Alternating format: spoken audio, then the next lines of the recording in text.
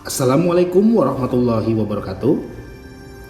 Di video kali ini, Bapak akan menjelaskan terkait perkembangan nasionalisme Indonesia.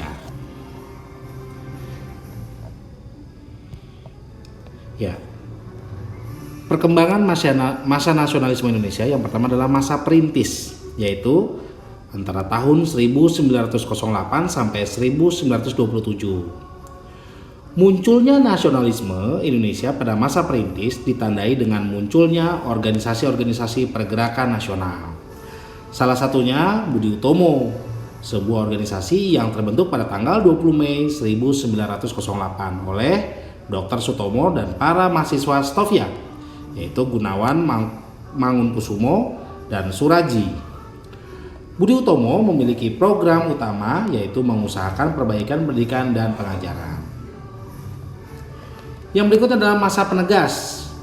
Perkembangan nasionalisme di Indonesia pada masa penegas ditandai dengan adanya Sumpah Pemuda 1928. Sumpah Pemuda dibentuk pada tanggal 28 Oktober 1928 yang berisikan sebuah sumpah meliputi satu bangsa bersatu, tanah air, satu bangsa, serta satu bahasa yaitu bahasa Indonesia.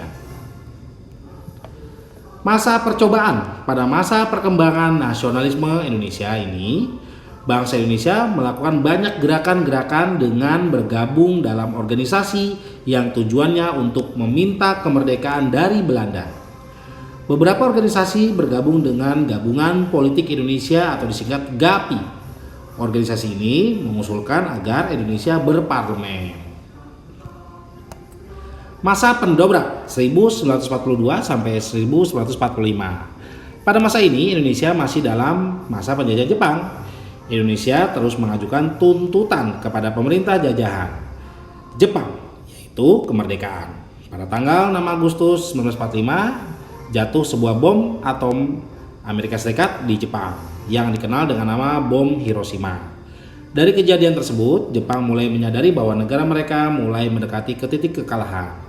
Jepang pun membutuhkan bantuan dari bangsa Indonesia. Sehingga pada tanggal 7 Agustus 1945, Jenderal Terauchi menjanjikan bahwa suatu saat Jepang akan memberikan kemerdekaan kepada Indonesia. Kemerdekaan tersebut sebagai kemakmuran bersama Asia Timur Raya. Namun pada 15 Agustus 1945, Jepang tiba-tiba menyerah tanpa syarat kepada sekutu yang diikuti dengan lenyapnya janji kemerdekaan yang Jepang berikan untuk Indonesia. Meskipun berita kekalahan Jepang terhadap sekutu itu sangat dirahasiakan, sampai jugalah berita tersebut di Indonesia berkat ketangkasan para pemuda yang bekerja di kantor berita Jepang. Begitu para pemuda Indonesia mendengar berita Jepang menyerah tanpa syarat kepada sekutu, para pemuda Indonesia langsung membawa Soekarno dan Hatta ke Rengas Dengklok. Setelah melalui berbagai macam perjalanan panjang dan perundingan, diputuskan bahwa Soekarno akan memproklamasikan kemerdekaan Indonesia pada 17 Agustus 1945. Dan yang terakhir adalah masa pelaksana 1945 sampai dengan sekarang, yaitu melaksanakan pembangunan di segala bidang untuk mengejar ketertinggalan dari negara lain. Demikian penjelasan tentang perkembangan nasionalisme Indonesia. Terima kasih sudah menyimak penjelasan materi ini. Assalamualaikum warahmatullahi wabarakatuh.